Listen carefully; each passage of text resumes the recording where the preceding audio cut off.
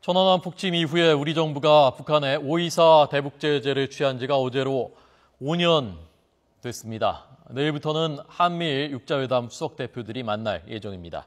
남북관계 전망해 보겠습니다. 남광규 고려대 아시아 문제연구소 교수, 조봉현 IBK 경제연구소 수석 연구위원 초대했습니다. 안녕하십니까? 네, 안녕하세요. 안녕하십니까? 자, 내일부터 한미일 육자회담 수석 대표들이 만나는데요. 오래간만에 만나는 거죠? 예, 그렇습니다. 한미일 육자 수석 대표들이 정말 오랜만에 만나는데 마음대로 이제 이번 만남은 그 북한의 그 좀 능력, 그 행동력이 지금 향상되고 또 북한 스스로 이제 뭐 고도화, 다중화되었다라고 지금 표현하고 있지 않습니까? 예. 뭐 그런 부분에 대해 가지고 아마 한미일 삼국 사이에 좀 공조, 뭐 좀 약간은 북한에 대한 압박 이런 내용들이 좀 주로 일을 것 같은데요. 네. 그동안 이제 뭐 한미일 수석 육자 회담들이 이제 사실 만날 수 있는 좀 여건이 좀 안 되었죠. 왜냐하면 이제 핵 문제 또 육자 회담 재개 둘러싸는 환경도 조성이 안 되고 또 한미일 삼국 사이의 그 어떤 공조 이런 부분들이 그런 약간 좀 느슨한 부분들이 좀 있었습니다. 네, 그게 네. 뭐 한일 간의 갈등도 있고 그렇지만은 그래서 아무래도 이제 최근에 북핵의 어떤 능력 향상에 대한 삼국 간의 공조를 재확인은 하는 자리가 되면서 네. 뭐 다른 한편으로는 아마 또 이 한미일 사이의 좀 삼각 동맹이죠. 그런 부분을 가지고 일단은 협의가 좀 비교적 무난한 이 육자회담 대표를 통해 가지고 네. 한번 그 한미일 간의 어떤 그런 안보에 대한 협조를 부분을 가지고 좀 이렇게 분위기를 다져나가는 뭐 그런 의미도 있다고 보여집니다. 예. 상대적으로 보면 한미일 공조가 지금 튼튼하다라는 거 보여주는 쪽에 더 무게가 실려 있는 겁니까? 아니면 북한 최근 정세가 워낙 복잡하고 SLBM도 쏘고 그러니까 그게 더 무게가 있는 겁니까? 아마 뭐 두 가지가 같이 있는 것 같습니다. 그런데 아무래도 이제 북한이 KN-5하고 SLBM하고 그 발사하기 때문에 마침 이제 또 3자 수석 대표들이 모일 수 있는 어떤 그런 계기도 마련된 것 아닙니까? 예, 뭐 예. 거기에다가 제가 봐가지고 또 미국 쪽에 들어서는 이제 한미일 삼국 사이에 그런 좀 안보 공조해가지고 이런 부분을 계기로 해서 좀 더 또 더구나 이제 그 미일 정상회담도 끝난 지 얼마 되지 않은 상황 속에서 그런 부분도 좀 같이 이 의미를 좀 갖고 모이는 것이 아닌가 이렇게 보여집니다. 예. 육자회담에서 일단 그 한미일이 모이는 건데요. 북한, 중국, 러시아는 빠져 있고요. 육자회담에 대해서는 그래도 이거밖에 없지 않느냐라고 하는 분들도 있고 이미 용도가 사실상 폐기된 게 아니냐라고 보는 분들도 있고요. 박사님은 어느 쪽이십니까?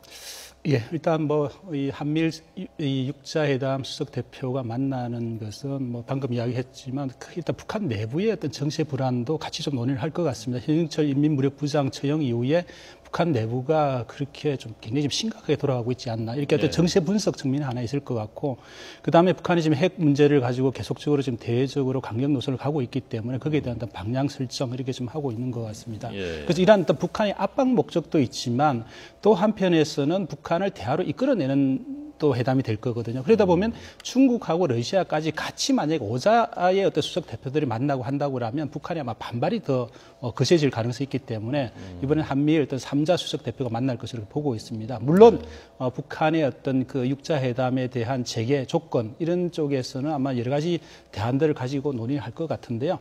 가장 중요한 것은 북한이 얼마나 진정성을 가지고 육자회담에 재개할 수 있는 준비가 되어 있느냐 이게 문제거든요. 북한은 뭐 어떤 대화를 위한 대화든 어떤 형태의 육사회담에 나오고 싶어하는 생각이 있는데 결국은 이 단순한 북한의 대화에 참여하는 게 문제가 아니고 핵 문제에 대해서 북한이 진정성 있는 태도를 보이면서 육자회담이 재개되었을 때 그것이 실제적으로 북한의 비핵화로 이어질 수 있는 그런 어떤 구체적인 실현 가능성이 더 중요하거든요. 예. 그런 측면에서 아마 다각적인 논의들이 이루어지지 않을까 생각이 됩니다. 네, 5.24 대북 제재 조치를 해제하느냐 안 하느냐 이 문제가 지금 우선은 북한이 여기에서 얼마나 고통을 받고 있느냐, 북한이 간절히 원하고 있느냐 해제를 그 문제도 아마 중요한 그 변수 중에 하나일 것 같은데요. 실제로 상당히 고통을 받고 있습니까? 5.24 때문에? 예, 5.24가 지금 5년이 지나가지고 평가는 나눠지는 것 같습니다. 5.24 조치가 북한에 실제적으로 경제적 타격을 주고 있다는 평가가 있는 반면에 또 한편에서는 5.24 조치를 인해 가지고 북한이 우리 중국과의 경제 협력을 가속화시켜 가지고 5.24 조치가 효력이 지금 다 했다 이런 평가가 있는데 예. 제가 봤을 때는 5.24 조치가 실제로 북한의 어떤 경제에 타격은 준 것은 맞는 것으로 보입니다. 왜냐하면 남북 경제 협력을 통해서 북한이 순수하게 벌어들인 외환만 하더라도 연간 한 3억 달러 정도 되거든요. 3억 달러요? 예, 이것이 이제 북한 경제에 굉장히 중요한 역할을 하고 있는데 그 예. 자체가 북한의 외화가 안 들어가다 보니까 북한이 굉장히 어려움에 처해 있지 않나 생각이 듭니다. 특히 김정은 체제에서 경제 문제 해결이 가장 중요한 과제인데 이 외화 자체가 바닥이 나 있다 보니까 굉장히 성과를 못 내고 있거든요. 그런 측면에서 북한은 계속적으로 오이사 조치를 해제해야 된다. 그렇게 해야만이 다시 남북 경제 협력을 통해서 많은 외화를 벌 수 있는 그런 수단이기 때문에 계속 이야기를 하고 있는 것 같습니다. 북한이 어제 또 이 국방위원회 정책국 성명을 통해서 오이사 조치를 이야기를 했습니다. 오이사 조치는 결국 뭐 천안함 사건에 대해 폭침에 대해서 공동 조사하자는 거 하고 예. 그다음에 오이사 조치는 결국은 반평화적, 반민족적 그런 어떤 동족 대결 조치다 이렇게 북한이 또 좀 억지 주장을 좀 하고 있거든요. 이렇게 네. 북한이 강하게 나오는 이유 자체는 그만큼 오이사 조치가 해제되는 것이 북한의 입장에서는 여러 가지 측면에 좀 실리가 있다 이런 어떤 북한 내의 속내가 이 겉으로서 나온 게 아닌가 생각이 듭니다. 네.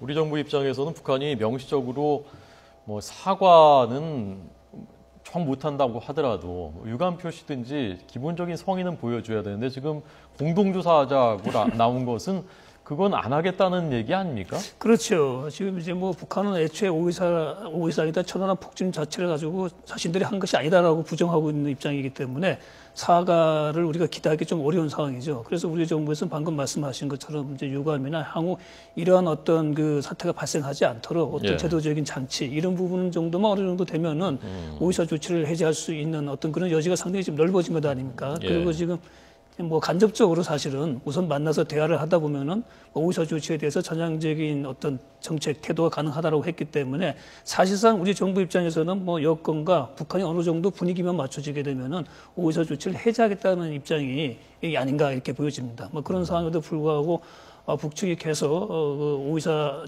천안함 그걸 가지고 뭐 지금 또 공동조사하다라고 하는 부분들은 네. 상당히 어찌 보게 되면 북한에게 지금 우리 정부가 많은 여지를 주고 어찌 예. 보게 되면 이제 오이사 조치 해제 수를 갈 수 있는 분위기 조성을 위해서 많이 노력을 하고 있는데 네. 북측이 그걸 가지고 계속 좀 뭐랄까요 부정하고 그걸 좀 활용하지 못하고 있는 것 같습니다. 북한이 그리고, 저렇게까지 예. 하는 이유는요?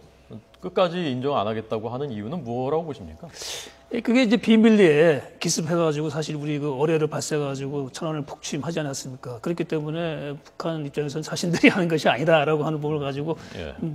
고집할 수밖에 없는 거죠. 그러나 뭐 다 아시다시피 5년 전 합동조사에서 결국은 북한 어뢰제로 이제 판명이 나지 않았습니까? 예, 예. 그렇기 때문에 지금 우리 정부가 요구하고 있는 부분들은 글쎄요, 뭐 북한이 어느 정도의 사과를 해주기가 좀 어려운 상황이라는 것도 우리 정부도 알고 있죠. 뭐 그렇기 때문에 적어도 그 사건에 대해서 최소한의 어떤 그 유감이나 또 향후 또 그런 부분에 대해 가지고 다시는 재발하지 않는 부분에 대한 예. 그 분위기이기 때문에 또 그런 부분에서 가지고는 또 북한에게 우리가 남북이 만나 가지고 좀 논의할 수 있다는 입장 아닙니까? 네, 그래서 네. 북측이 그걸 좀 잘 활용했으면 하는 것이 제 개인적인 생각인데 아직까지는 뭐 좀 예. 요지부동입니다. 예.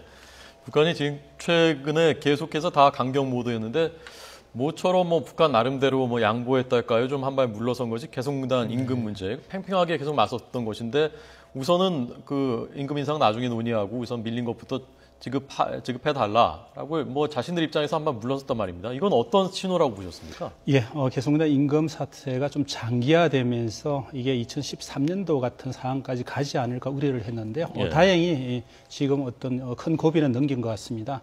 개성공단 임금 3월분 부터 4월분 해가지고 기존에 인상되기 이전에 일단 지급하기로 했고요. 그 다음에 북한이 요구하고 있던 추가적인 인상분에 대해서는 향후에 남북 당국 간에 합의가 되면 소급해서 적용하겠다 이렇게 지금 됐습니다. 그래서 3월분 급여하고 4월분 급여가 오늘부터 지급돼가지고요. 예. 30일까지 지급하게 돼 있습니다. 3월분 급여도 지금 기업들 중에서는 보니까 한 20% 정도 아직 그 지급이 안 된 걸로 나와 있기 때문에 네. 그거 포함해서 아마 지급될 것으로 이렇게 예상이 되고 있습니다. 그래서 이것은 북한의 입장에서도 개성공단이 사실은 갖는 의미가 굉장히 큽니다. 일단 경제적으로 외화를 확보할 수 있는 중요한 하나의 또 수단이 되는 거고요.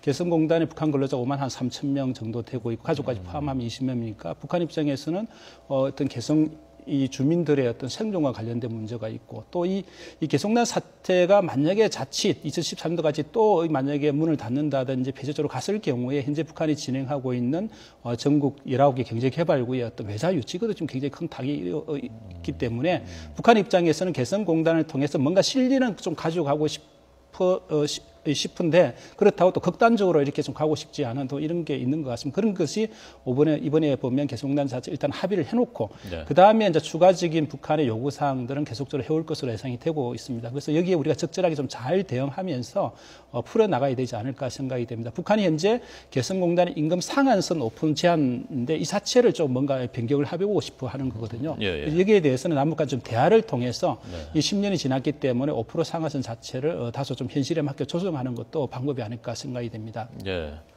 덧붙이실 말씀 있습니까? 예. 개성공단. 근데 북한이 이번에 뭐 개성공단 임금 인상을 둘러싸고 한 여러 가지 모습을 보게 되면 평소에 북한답지 않은 그런 모습을 보여줬어요. 왜냐하면 이제 5% 인상에다가 지금 추가적으로 요구한 것이 0.18%거든요. 네, 네.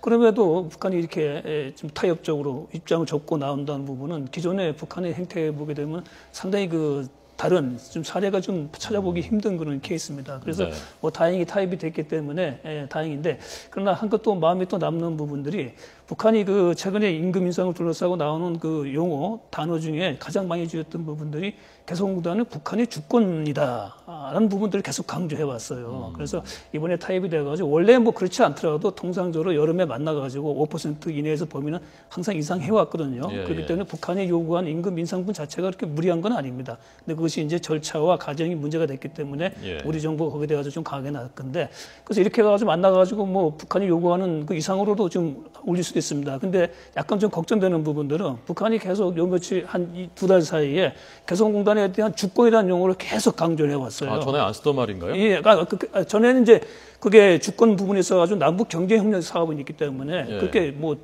북한이 어떤 독자적인 이런 부분을 가지고 강조하지 않았는데 임금 인상 문제를 둘러싸고는 계속 그 표현을 썼습니다. 그래서 혹여라도 뭐 걱정되는 부분들이 네. 왜냐하면 지금 봐가지고 일단 타협은 됐지만 이게 완전한 해결은 아니거든요. 다시 만나가지고 예를 들어서 북측이 또 뭐 무리한 어떤 요구할 그런 부분도 배제할 수는 없는 거죠. 왜냐하면 네. 지금 개성공단에 대해서 작년 11월 달에 그 북한 주권의 영역에 가지고 임의로 법을 개정하지 않았습니까? 사실 그거부터 사실 문제가 됐기 때문에 예. 우리 정부가 그걸 인정하지 않은 상황이기 때문에 그 문제를 놓고 아마 당국 사이에 회의가 벌어졌을 때 과연 북한이 이번처럼 타협적으로 나올 수 있을까? 거기 아마 남은 앞으로 그 개성공단 임금의 완전한 타협이요.